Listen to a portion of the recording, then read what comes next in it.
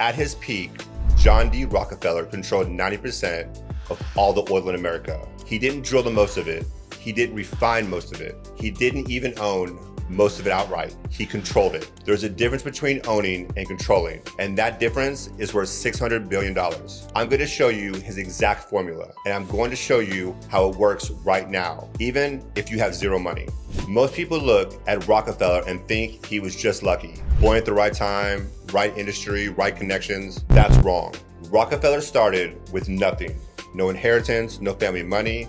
His father was a con man who invented the entire family. By 1911, Standard Oil controlled 90% of US oil refining. His personal fortune in today's dollars, between 600 and 700 billion. More than Musk, more than Bezos, more than anyone alive today. But here's what nobody tells you when they talk about Rockefeller. The money wasn't the point, the formula was the point. And that formula, that exact same structure he used, is what entrepreneurs are using right now to buy businesses with other people's money. And today, I'm breaking it down. 4 parts, step by step, real numbers. So let's get into it. Before I give you the 4 steps, you need to understand the one principle that runs underneath all of them. Because if you miss this, the whole formula falls apart. You don't need to own something to control it. Read that again. You don't need to own it, you need to control it. Rockefeller figured this out early. When he was competing with smaller oil refineries, he didn't try to destroy them. He bought them inside Standard Oil. He gave away equity on purpose to eliminate the competition and bring their assets, their operators, and their cash flow into his structure. On paper, he lost ownership. In reality, he gained control of a machine 10 times bigger than what he had before. That's not weakness, that's strategy. Here's how it translates today. When you structure a business acquisition correctly, you don't need 100% of the capital. You don't need to own every single piece. You need to control the cash flow, control the decisions, control the exit. Ownership is ego, control is strategy. Write that down. Here's the part nobody talks about when they tell you the Rockefeller story. Rockefeller's formula wasn't random. It was a system. 4 parts every time, no exceptions. I've named each one so you can actually remember them. Number 1, the consolidation move. Rockefeller didn't build from scratch. He bought what already existed. Existing cash flow, existing customers, existing operations. Why spend 10 years building something when you can buy something that's already working? The consolidation move is simple. Instead of competing with a business, you acquire it. You bring the asset inside your structure. Now you control the market instead of fighting for it. Number 2, leverage play. This is where most people's heads explode. Rockefeller used the asset of the business he acquired as collateral to fund the next acquisition. Every deal seeded the next deal. He didn't have to go back to the bank with his own money every time. The machine funded itself. You make one acquisition, that acquisition's assets and cash flow unlock the financing for the acquisition number 2. Acquisition 2 funds acquisition 3. That's the snowball. Number 3, the dependency structure. Rockefeller didn't let sellers walk away clean. He structured the deal where the sellers stayed connected after closing. Revenue sharing, ongoing agreements, equity rollovers. The seller didn't become an exit. The seller became a partner. And why does that matter? Because when the person who builds a business stays invested in its success, they help you with it. They want you to succeed because their money is still on the table. In modern deals, we call this seller financing. It's the same concept, different century. Number 4, the stack. Rockefeller never used one source of capital. Never. He layered bank financing, investor capital, seller equity rollovers, and strategic partnerships. One deal, multiple capital sources, minimum personal capital out of his pocket. That's exactly what I teach when I talk about OPM. Other people's money. You're not cheating, you're not cutting corners, you're using the same financial structure and architecture that built the largest fortune in American history. The consolidation move, the leverage play, the dependency structure, the stack. That's a formula, 4 steps.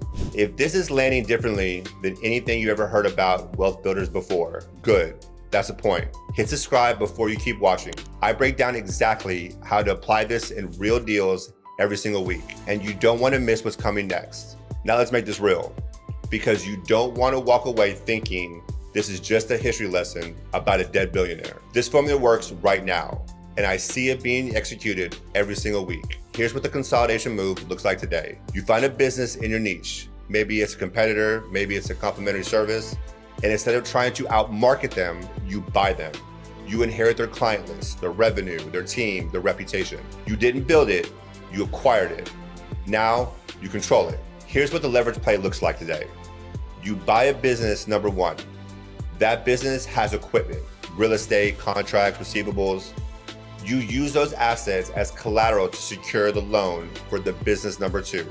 Business one funds business two, and that's an acquisition snowball, and it doesn't stop. Here's what the dependency structure looks like today. Seller financing. You negotiate with the owner, so instead of the bank giving you 100% of the purchase price, the seller carries a portion of that note themselves. They get paid over time from the cash flow of the business they just sold to you. They're invested in your success. They'll train you, they'll introduce you to the clients, they'll protect the transition. You pay less upfront, you buy more goodwill. Everyone wins. And here's what the stack looks like today. And I've talked about this before on this channel. 10% down, bought in by a silent equity partner. 40% SBA loan, secured by the business assets. 40% seller note. Seller carries it at a rate you negotiate. 10% equity rollover. Seller keeps a small stake so they stay connected. Your personal capital out of pocket, zero. That's not fantasy, that's structure, and it's available to you right now. Here's where most people get this completely backwards. They fall in love with the business first, then they try to figure out the structure. Rockefeller never did that. He built the structure first, then he found the business that fitted. That's the discipline, and that discipline is what separates him from everyone else. So let me walk you through a real example. I want you to see how this actually plays out with real numbers. Here's a business, regional logistics company, $800K in annual revenue, $180K net profit. Owner's been running it for 15 years and wants exit. Asking price, $720K. Here's how you apply the formula.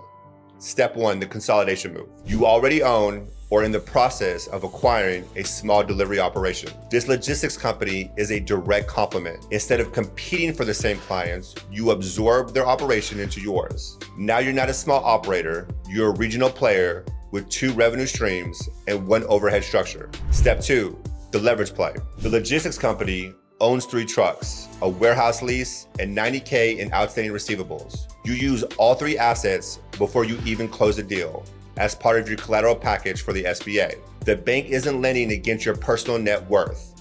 They're lending against the business you're acquiring. That's the leverage play. Step 3, the dependency structure. You go to the seller and you say, I want to buy your business. I'm prepared to close, but I need you to carry 40% of the note. You'll get paid from the cash flow. Same cash flow your business already generates, and I'll pay you 6% interest over 5 years. Most sellers, especially ones who are tired and want out, they'll say yes. Why? Because they know the business, they trust its cash flow, and they'd rather get paid over time at a good interest rate than take a lump sum and pay a massive tax hit. You just turn the seller into your lender.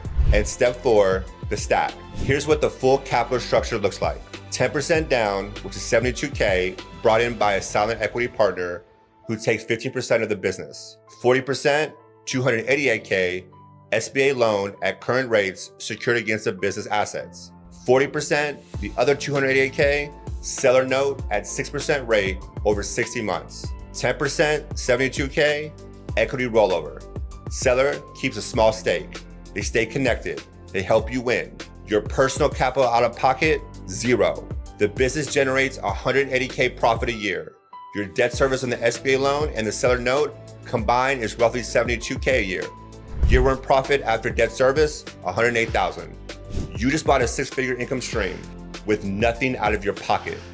That is the Rockefeller formula. So I want to leave you with one last thing, because most people who learn this formula, they get excited and then they make one critical mistake. They get deal fever. They find a business, they fall in love with it, the brand looks good, the industry looks sexy, the seller seems motivated, and they ignore the structure. They overpay, they under-negotiate, they skip the seller finance conversation. They come in with all their cash and pray it works out. Rockefeller never did that. He was famous for walking away from deals that didn't fit his formula. Even when the asset looked incredible, his rule is simple. The structure of the deal matters more than the quality of the business. Say that out loud if you have to. A mediocre business with great structure will make you wealthy. A great business with a bad structure will drain you. The formula is the protection. The formula is the filter. If the deal doesn't fit, you walk, no exceptions. That discipline is what separated Rockefeller from everyone else who tried to play his game. Rockefeller wasn't smarter than you.